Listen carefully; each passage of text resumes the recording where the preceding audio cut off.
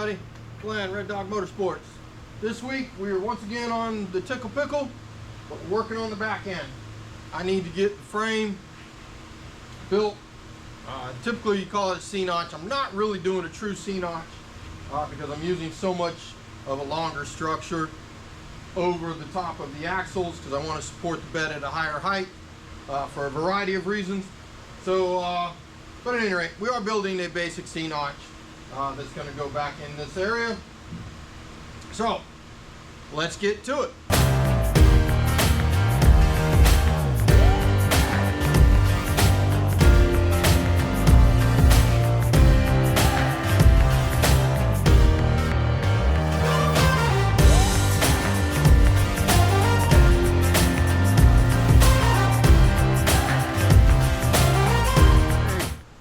Alright, so update, I managed to get lots of pieces cut, welded, and I made two of the same. I'm pretty stoked about that. It's always hard to make them the same. I can make one, making two's hard. If you're gonna make more than that, I typically try to use a jig or something.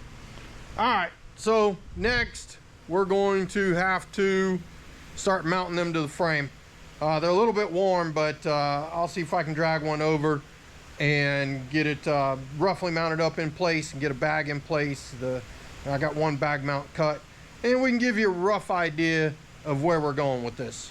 So hold on. All right, so you gotta still use your imagination a little bit. Obviously nothing's squared up, but these are where these are gonna go. They need to come back a little bit. I've got a piece of metal in there that I missed that I need to cut out. So they'll back up. This is at full squish, so when this is down, the bracket that's going to go over the top of the bag for the frame mount will be flush right here. And then supposedly, if I've done all my measurements correctly, when the body is sitting down here, the floor will be right in about 1.5 inches above this, and my bed will sit right on top of these, and then the top of the body will be about right here. And so it'll be that, then the bed, and then I should have the ability to put some stuff in this area. I'm hoping to put like the battery in here. I don't need to do an air compressor in the back. I don't need to hide one. I'm going to use the AC compressor since I have the bracket on the motor. I scrapped the idea of only having the water pump and alternator up there. I'm going to go ahead and have the power steering there and the AC compressor. I'm just going to convert it over to an AC unit or a air compressor unit instead of an AC. And then what I'm going to do, since these are tube 3/16 wall, I'm going to brace them, cap the ends. I will weld on an additional plate. We will tap it. We're going to use these as our air tank. I did the math on it. It's the same as an 8-inch round standard via air tank. I can get the same volume. I just got to make sure that I don't have any leaks in it. It also has to be fish plated yet. I don't have the fish plates on it, so I have to grind these a little bit more flush. We will cut those out, get them welded on. Should be plenty strong. Down here on the frame, I'm going to back these. Like I said, these will be backed up. We'll clean off these old welds. I will cut a hole in here and we will weld it through. And then I'm going to, since this is a little bit shorter than this, I'm going to cut this at an angle and bring this down to meet it, and then inside on the end cap it will go from top to bottom of the taller piece and be welded to this, and then it'll be welded all the way around. So it should be plenty strong. I shouldn't have anything to worry about from a strength aspect. And then back here, that piece of frame that I cut off, that piece of frame that I cut off before, that's leaning up over there against the gantry, that will continue out on those vertical pieces, and then it'll drop down to the bumper. That's the game plan. Now it's just a matter of making it all happen. So I'm gonna get on that. Actually right now I'm gonna break down one of my wheels for the buggy for the trip that's coming up. But it's, I don't know, 4:30, about 95 degrees in the shop, and it's hot. It's not bad, but it's hot. All right, we'll talk at you guys soon.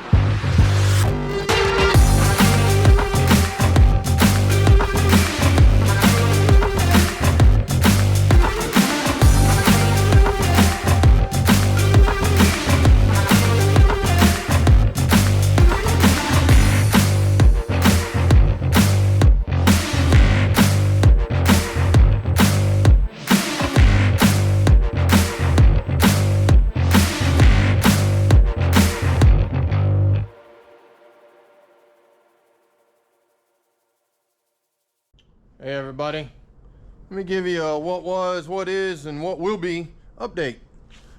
So, really haven't done much in the front, other than I put the wheels on it so that I could get it sitting at full bump with the wheels, so I know where the chassis is laying. It's going to help me with making sure things are correct in the rear. We've got these pieces of frame additions that I had to put in. I've got them tack welded in. The centerpiece that I cut out that went under the bed of the S10 originally is flipped backwards and upside down. I've removed the shock mounts, the center cross member that was in it. I've got a temporary brace welded back in there, and I've got it set in place. Looks like it's going to work for me. Getting ready to start measuring and cutting.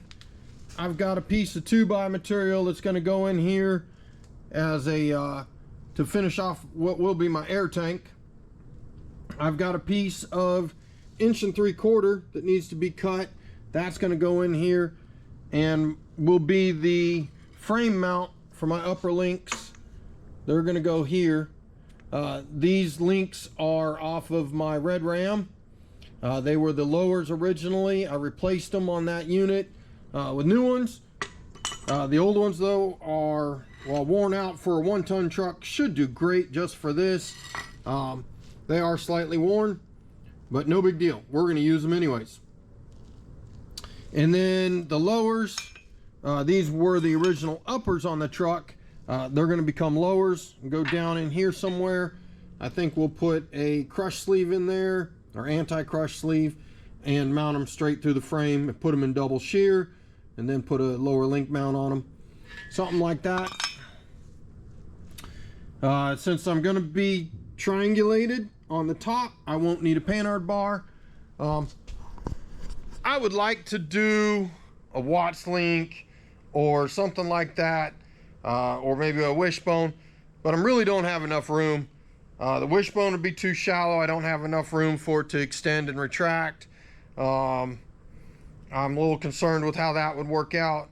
The Watts link would work great, but I would have to buy a rear diff cover that's a little more substantial so that I can weld the central attachment point of the Watts link to it, and I just don't have the funds for it. But that'll give me 2 cross members here. Remember, this 2x material is going to become my air tank. The compressor up there, the AC compressor, is going to be the air compressor. And then back here, somewhere at this point, we'll cut it off. There'll be a cross member in there, probably just a tube one. We got some down tubing that's going to go there and go down to where the rear bumper is going to be. This area should be the gas tank. I've got two to choose from. The original S10 gas tank is one, and then I have one out of a Jeep. Gonna have to play around a little bit and make sure that it fits. That's getting kind of tight back here on space. Might have to move the axle forward a little bit. I don't know. I've got to get it out and start checking on it. But right now it looks like everything's coming together. The body right now fits exactly between these wheels. I'm gonna put 1-inch spacers on the wheels. That will move things out enough to clear the body with plenty of room. And oh, my airbag mounts, let's show you those. Sorry. Need to remove the spring perches yet, but the airbag should mount out here. Should have plenty of room between the edge of the body and the frame, so no concerns about rubbing. Plus it'll be nice and wide. It shouldn't have any real issues with it being too floppy. I don't have a sway bar yet. I believe I can remount the stock one to the front, which would just be nice and help with a little bit of body roll. And then since I cut off the original shock mounts on both the axle and the frame, I'm going to try to reuse those and use stock S10 shocks in the rear. I don't have a set. This frame didn't come with them, so I'll have to buy those, but they're pretty cheap, and the stroke works out for the amount of stroke that I have, or the amount of total travel that I have in this chassis. So that's the plan.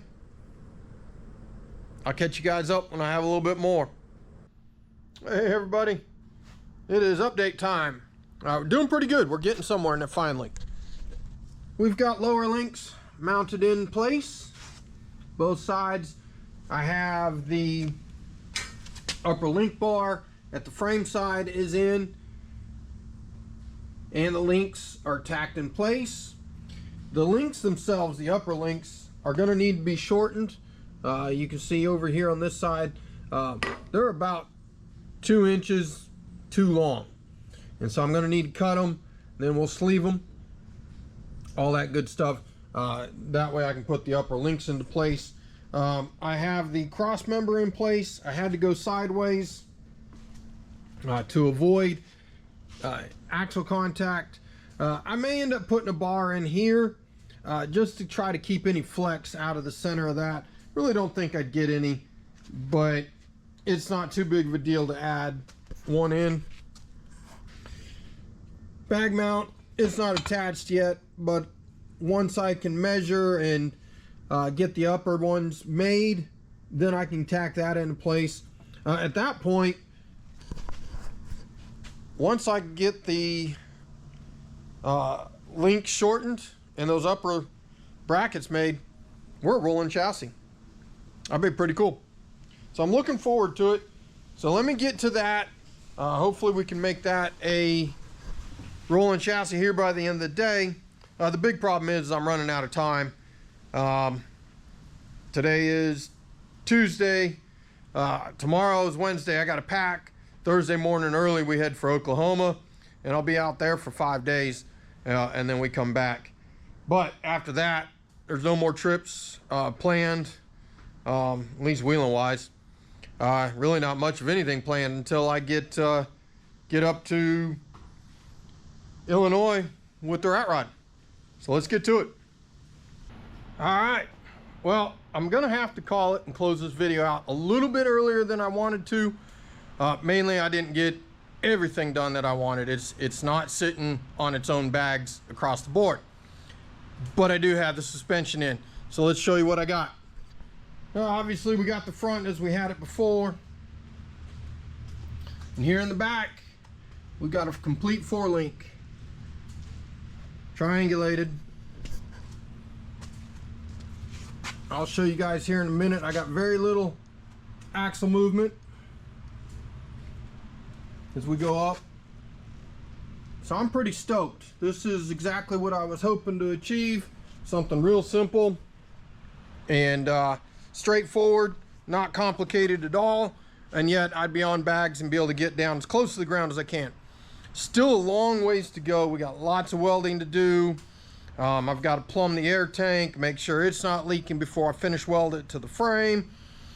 And we've got all of the links that have to be finished welded, all of that. Got to get the drive shaft built, make sure that I don't have any angle issues with that before I stick the body on it. But that's going to be all next week. I'm going to show you real quick the angles on the drive shaft, that we're not getting a bunch of big changes there on pinion angle, and that's going to be a wrap. All right, so we got about a 6-degree angle at the point that I'm at. I'll take you guys up to max height.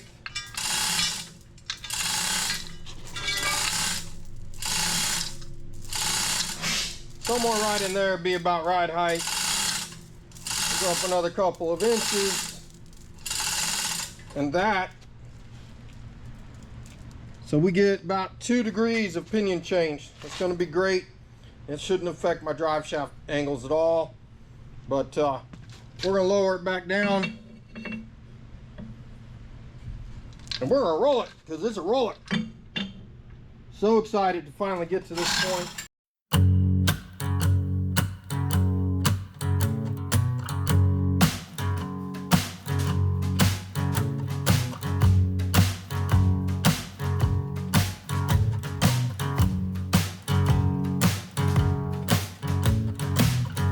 Was a modern-day gypsy